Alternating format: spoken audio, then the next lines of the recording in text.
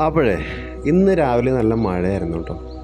മഴയ്ക്ക് ശേഷമുള്ള കുറച്ച് കാഴ്ചകളാണ് ഞാൻ ഈ വീഡിയോയിൽ ഉൾപ്പെടുത്തുന്നത്.